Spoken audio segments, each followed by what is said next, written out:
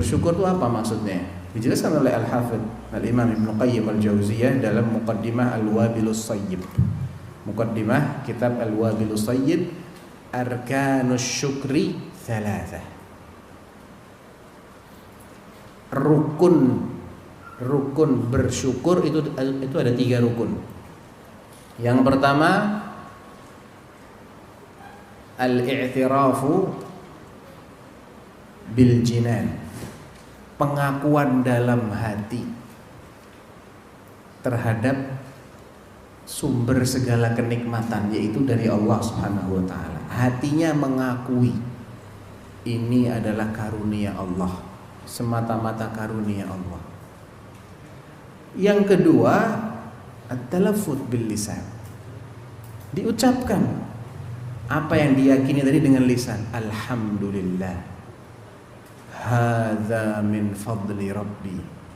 Ya, Nabiullah Sulaiman adalah contoh manusia yang diberi kenikmatan oleh Allah berupa kekuasaan ditambah kenabian.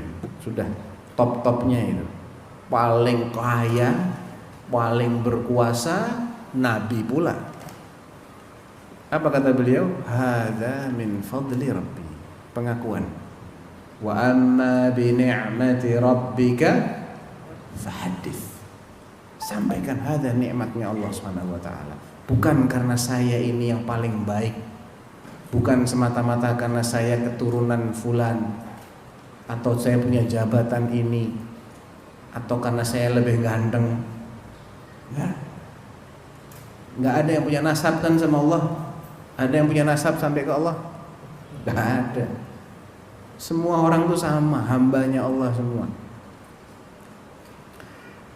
Itu yang kedua. Jadi yang pertama i'tiraf, pengakuan. Yang kedua statement secara lisan, ucapkan alhamdulillah. Alhamdulillah. Innallaha yuhibbu min 'abdihi idza akala aklan an yahmadallahu alaihi wa idza syariba syarbatan an yahmadallahu 'alaiha. Allah itu senang apabila hambanya makan satu suap atau selesai makan satu makanan, dia bersyukur kepada Allah, alhamdulillah. Dia minum, selesai minum dia ucapkan alhamdulillah. Yang ketiga apa kira-kira? Rukun syukur yang ketiga, dia gunakan nikmat Allah ini untuk mencari keridhaan Allah. Nikmatnya kesehatan, manfaatkan kesehatan kita untuk ibadah semaksimal mungkin. Nikmatnya harta, harta ini kita harus tahu hakikatnya. Harta yang benar-benar jadi milik kita itu cuma 1 di antara 3. Itu Rasulullah yang bilang. Kama fi Sahih Muslim,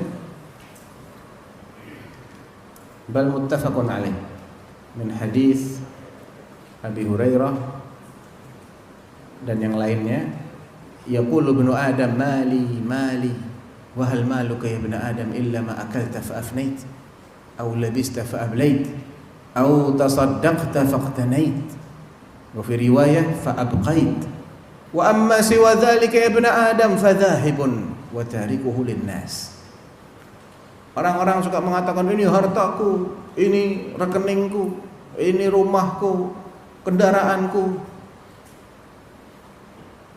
Padahal sesungguhnya hartamu itu hanyalah yang kau makan sampai habis.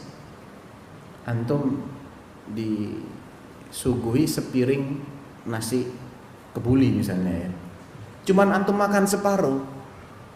Yang harta antum yang separuh itu yang masuk ke perut, sisanya ya bukan. Nggak tahu itu nanti siapa yang makan. Aulabista, atau yang kau pakai sampai usang, sampai lusuh, sampai rusak, nggak bisa dipakai lagi, entah pakaian, entah kendaraan, entah perabotan. Selama dia masih kita pakai, dia harta kita. Rusak, selesai sudah, expired. Au tasaddaqta faqtanait wa fi riwayah fa abqait, atau yang engkau sedekahkan dan itulah yang engkau simpan. Riwayat lain, dan itulah yang engkau abadikan. Kenapa? Karena dua harta yang pertama ini manfaatnya cuma di dunia. Betul Pak? Betul. Betul. Dan manfaatnya super singkat. Itu pun untuk bisa bermanfaat banyak S dan K yang berlaku.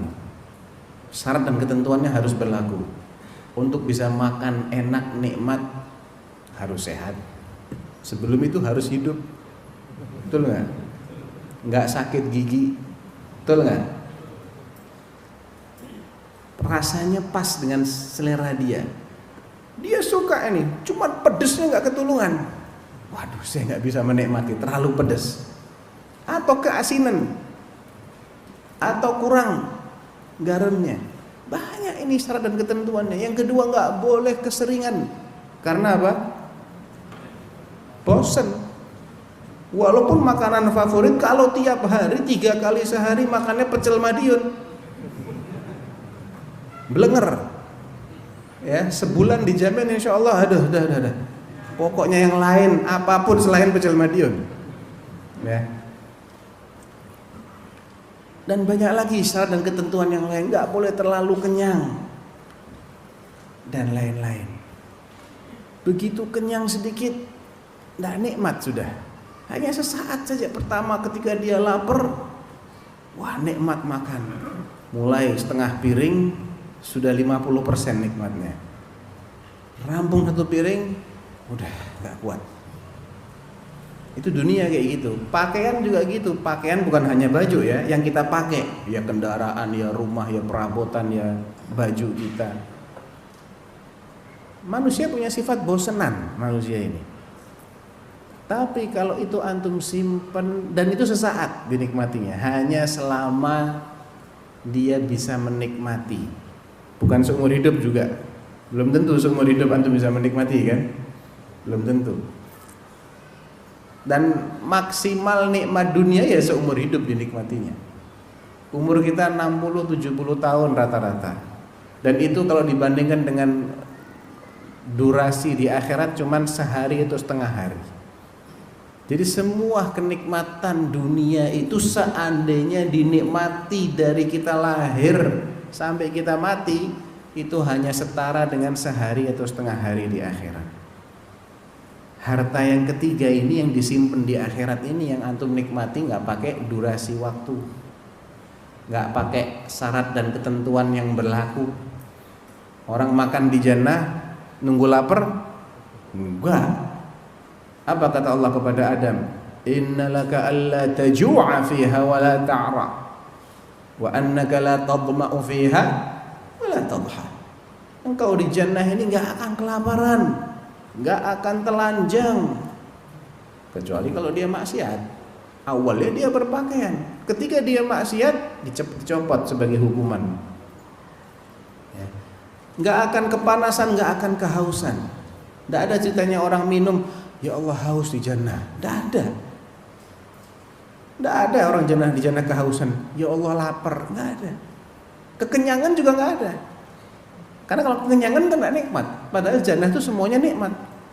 Kembung kebanyakan minum tidak nikmat juga. Habis makan harus BAB, tidak nikmat. Tidak ada BAB, cuman berkeringat. Yang perempuan tidak haid. Tidak ada orang kepanasan kena terik matahari. Tidak ada. Jadi dinikmati 100% nikmat. Dan tidak ada expire-nya nikmatnya itu. Muda terus, gak tua-tua. Enak banget kan? Muda, kekuatannya prima terus. Dan 3 harta itu yang terakhir ini yang paling benar-benar menjadikan manfaat kepada seseorang. Ketika dia ini tadi kaitan dengan bersyukur ya, diberi harta, maka cara bersyukurnya adalah perbanyak manfaatkan harta ini untuk kepentingan akhirat kita ya.